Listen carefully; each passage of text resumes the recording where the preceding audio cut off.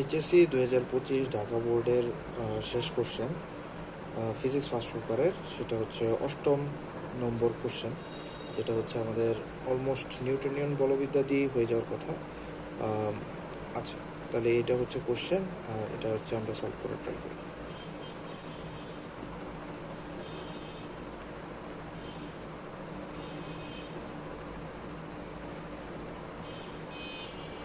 Question হচ্ছে 8 নম্বর question, যেটা হচ্ছে আমাদের 4th চ্যাপ্টার এবং হ্যাঁ অলমোস্ট 5th মিক্স। ওকে, ঠিক আছে। আচ্ছা, তো 8ম অধ্যায়ের এই কোশ্চেনটা আমরা সলভ করার চেষ্টা করি। ঢাকা। আচ্ছা, 8মের গ। তার আগে আমি একটু কোশ্চেনটা পড়ে শুনি। যে 6,000 কেজি ভরের একটি বালু ভর্তি ট্রাক 72 কিলোমিটার পার আওয়ার বেগে চলছে। ট্রাক হতে 0.1 কেজি পার সেকেন্ড হারে ছিদ্র পথে বালু পড়ছে। 30 মিনিট পরে ট্রাকটি 10 মিটার দূরত্বের মধ্যে থামানো হলো। আচ্ছা, তাহলে আমি আগে হচ্ছে উদ্দীপকটা একটু ব্যাখ্যা করি। তো ধরো এটা হচ্ছে আমাদের সেই ট্রাক, যেই ট্রাকটা হচ্ছে যে আমাদের ধরো ফার্স্টে হচ্ছে কি 6,000 কেজি নিয়ে যাত্রা চালু করছে। এবার তার কত 72 km পার ইঞ্চ। এটা দিয়ে সে কতক্ষণ চলছে, বললাম যে এতটুকু পর্যন্ত 30 মিনিট পর্যন্ত চলছে। সে যখন এই পজিশনে আসছে, তো মালিক বললো যে আচ্ছা ঠিক আছে, গাড়িটা একটু চেক দাও। গাড়িটা চেক দিয়ে বললো যে আচ্ছা কিছু একটা তো সমস্যা, যে কী সমস্যা হয়েছে, যে স্যার এখানে তো 0.1 কেজি পার সেকেন্ড হারে চিত্রপথে বালু পড়তেছে, যার কারণে কী হয়েছে, গাড়িটা হালকা হয়ে গেছে। ঠিক আছে, তো তাহলে আমাদের এখানে একটা নতুন M1 সৃষ্টি হয়েছে। এখনও বের করি নেই, বের করবো সময়। এখন M1 সৃষ্টি হয়েছে। আচ্ছা ঠিক আছে, ভালো কথা। তো তাহলে একটু খেয়াল করে দেখো, যখন কারো হাতে কোনো ব্যাগ থাকে বা কারো গায়ে কোনো ওজন এক্সট্রা দেওয়া হয়, সে যেই ব্যাগে না দৌড়াইতে পারবে, তার গা থেকে যদি সেগুলোকে সরাই নেওয়া হয়, তাহলে অবশ্যই সে আরও বেগ বাড়ায় চলতে পারবে, তাই না? আচ্ছা, তো এখন এরপরে কী বলা হয়েছে, যে এরপরে 30 মিনিট পরে ট্রাকটি আরও 10 মিটার গেছে। এরপরে গেছে কতক্ষণ, এরপরে আরও সময় জানে, এখন গেছে হচ্ছে যে দূরত্ব 10 মিটার পরে এখানে গিয়ে কী হয়েছে, গাড়ি এবার থেমে গেছে। ঠিক আছে, গাড়িটা এবার কী হয়ে গেছে, ব্রেকটা এবার জিরো হয়ে গেছে, যে বলছে যে থামানো হলো। আচ্ছা, এটা হচ্ছে যে এভরি পসিবল সিনারিও, যেটা হচ্ছে আমরা উদ্দীপক থেকে আঁকলাম। এখন গ নাম্বারে চাইছে হচ্ছে যে 30 মিনিট পরে ট্রাকের বেগ কত, অর্থাৎ এখানে আপনার V1টা কত। ঠিক আছে, আপনার এখানে তো একটা দেওয়াই আছে V, মানে এটা হচ্ছে আদি অবস্থা, এটা হচ্ছে শেষ অবস্থা।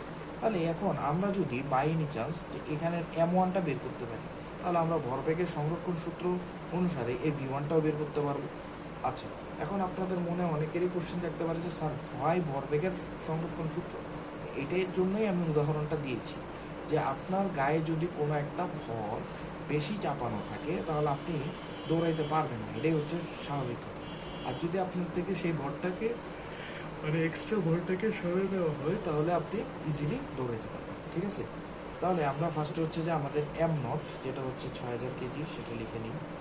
আর হচ্ছে আমাদের V0, যেটা দেওয়া আছে 72 কিলোমিটার পার আওয়ার। ঠিক আছে, তো এটাকে আমরা মিটার পার সেকেন্ডে কনভার্ট করে নিই। আচ্ছা থাক, পরে কনভার্ট করি, না থাক, এখানে 10 মিটার যেহেতু দেওয়া আছে, তা আমরা মিটার পার সেকেন্ডে কনভার্ট করি। 72 × 10⁻³ divided by 3600, 20 metre per second. এটা হচ্ছে কি, যে আমাদের যাত্রা শুরুর আগে।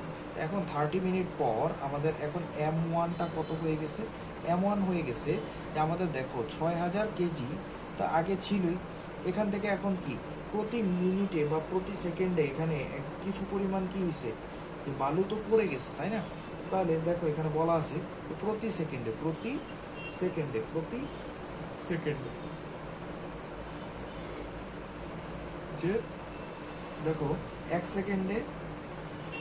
সেকেন্ডে 0.1 কেজি বালু পড়ে গেছে, তাই না? তো এখন দেখো আমাদের এই ট্রাকটা কয় মিনিট পরে বের করতে বলছে, 30 মিনিট। অর্থাৎ 30 মিনিট মানে কি, 30 মিনিট মানে হচ্ছে 30 × 60, অর্থাৎ কত, 1800 সেকেন্ডে। তাহলে কতটুকু কেজি বালু পড়ছে বলো তো?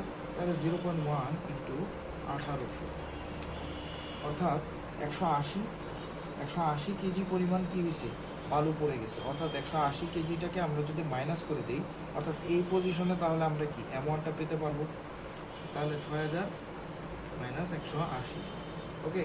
তাহলে চলে আসছে আমাদের কত, 5820 কেজি, ওকে। তাহলে এখন আমরা ভরবেগের সংরক্ষণ সূত্র অনুযায়ী আমরা লিখতে পারি M0 V0 equal M1 V1। এই V1টাই কি আমাদের 30 মিনিট পরের বেগ। তো আমরা V1টা বের করব।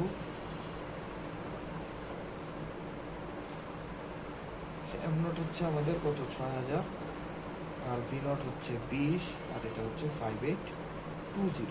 তাহলে আমরা যদি করি সিম্পলি ম্যাথ, 6000 ইন্টু 20, এটা হচ্ছে অ্যান্সার। এটার অ্যান্সার হচ্ছে আমাদের 20.61 মিটার পার সেকেন্ড, ওকে। তো আমরা অ্যান্সারটা বের করে ফেললাম যে আমাদের কি হওয়া উচিত ছিল। এখন আসো যে আমরা তাহলে ঘ নাম্বারটা করি। তো ঘ নাম্বারে বলা হয়েছে ট্রাকটিকে থামানোর জন্য প্রয়োজনীয় বলের মান বের করা যাবে কিনা। উত্তর হচ্ছে হ্যাঁ, যাবে। এখন কিভাবে বের করব, আচ্ছা তাহলে এখন দেখো ট্রাকটি থামানোর জন্য, অর্থাৎ আমাদের এখন এই পজিশনের কাজে আমরা চলে আসছি। V1 জানি, M1 জানি। এখন যেই পজিশনে V0, তো ওই পজিশনের M সম্পর্কে আমার একটা ডাটা জানা থাকলেই তো কাজ হয়ে গেল, তাই না। M সম্পর্কে ডাটা জানার আগে আমরা একটা জিনিস একটু মনে রাখতে হবে যে দেখো আমরা এখানে ওয়ার্ক ডান, যেটা মানে এখান থেকে এই পরিমাণ যে কৃত কাজ, ওটা যদি বের করি তাহলে আমাদের কাজ সহজ হয়ে যায়, কারণ আমাদের এখানে S দেওয়া আছে।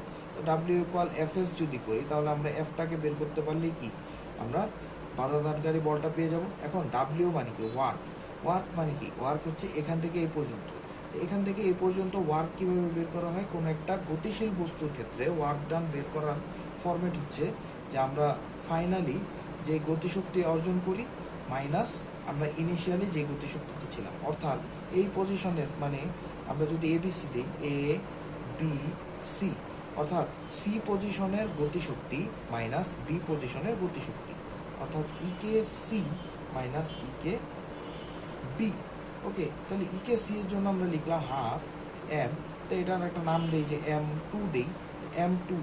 এখন ভি স্কোয়ার, এই যে আমাদের দেখো এখানে V1 দিলাম, এটাতে দিলাম V2। এখন বলা আছে কোশ্চেনে যে থামানো হয়েছে, তো থামানো হয়েছে মানে কি, থামানো হয়েছে মানে হচ্ছে V2, যেটা আমাদের এটা কি 0, ঠিক আছে। তো আমাদের V2টা কি এখানে 0। তো আমাদের এখানে কি, এই যে দেখো কোনো কিছুর সাথে গুণ করা হইলে 0কে, তাহলে আর এটার কি আমাদের আর আলাদা করে এই M2 বের করে সময় নষ্ট করার দরকার আছে। উত্তর হচ্ছে না। তাহলে মাইনাস হাফ M1 আর V1 স্কোয়ার, ওকে। তাহলে হাফ, এই যে এই পুরো টার্মটাই কি হাফ, এই যে M2 into 0 whole square minus half M1 কত, M1 এর ভ্যালু হচ্ছে এইটা, এই যে M1 এর ভ্যালু হচ্ছে বসাই দিয়ে 5820 ইন্টু V1 এর ভ্যালু কত, V1 এর ভ্যালু আমরা একটু আগে পাইছি কত, এই যে 20.61 হোল স্কোয়ার। তাহলে এখন এটা তো 0 হয়ে যায়। তো এখন আমরা যদি ক্যালকুলেশন করি তাহলে আমাদের আসে কত, আসে হচ্ছে 0.5 ইন্টু 5820 ইন্টু 20.61 স্কোয়ার, ওকে। কত আসতেছে আমাদের, হ্যাঁ এটাকে যদি আমি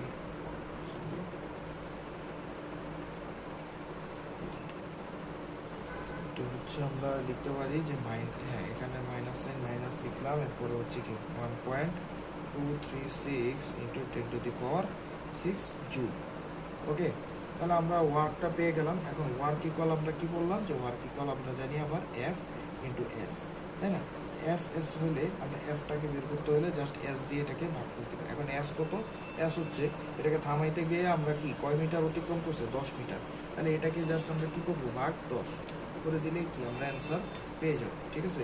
তা আমরা কি করলাম, যে এই যে ডাব্লিউটাকে আমরা এস দিয়ে ভাগ করলাম, ঠিক আছে। তা আমরা কত পাইতেছি অ্যান্সার, যে মাইনাস 1.236 ইন্টু 10⁻6 কে আমরা কত দিয়ে ভাগ করলাম, 10।